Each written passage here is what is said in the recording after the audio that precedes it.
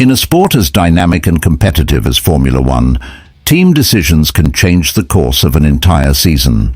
That's exactly what we saw at the Italian Grand Prix, when McLaren allowed its two drivers, Lando Norris and Oscar Piastri, to compete in positions without direct intervention. The English team, which saw both drivers start the race with good chances of victory, ended up in second and third place, behind Ferrari's Charles Leclerc at Monza. This let-them-go strategy has raised several discussions in the paddock, especially about the long-term impact it can have on Oscar Piastri's performance. Former Formula One driver Ralf Schumacher, known for his punishing analysis, expressed concern about the possible harm this could cause to the young Aussie. In an interview with Sky Germany, Ralf commented on the so-called papaya rules of McLaren, a set of guidelines that allows for internal competition, but with certain limits. For Schumacher, these rules can end up compromising the performance of Piastri. In the race at Monza, Norris started from pole position but was soon overtaken by Piastri on the first lap. The Australian, who has shown impressive pace since the start of the season, did not hesitate to fight for the lead even against his teammate. In his own words, if Norris had braked a meter later, they could have both crashed.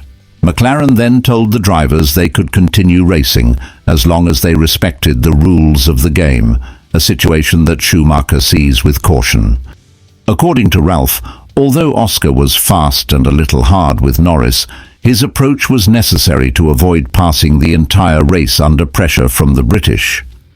The former driver's question mark is in the team strategy, which eventually forced both drivers to make 2 pit stops due to high tyre degradation. Meanwhile, Leclerc triumphed with a more conservative strategy, making only 1 stop. Ralf raises the question, did the internal pressure between the 2 McLaren drivers compromise the race strategy?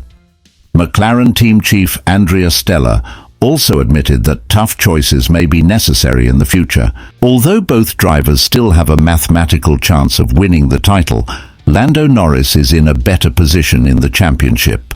Stella suggested that if Norris's chances continue to grow, the team will have to consider making more drastic decisions to favor their main driver.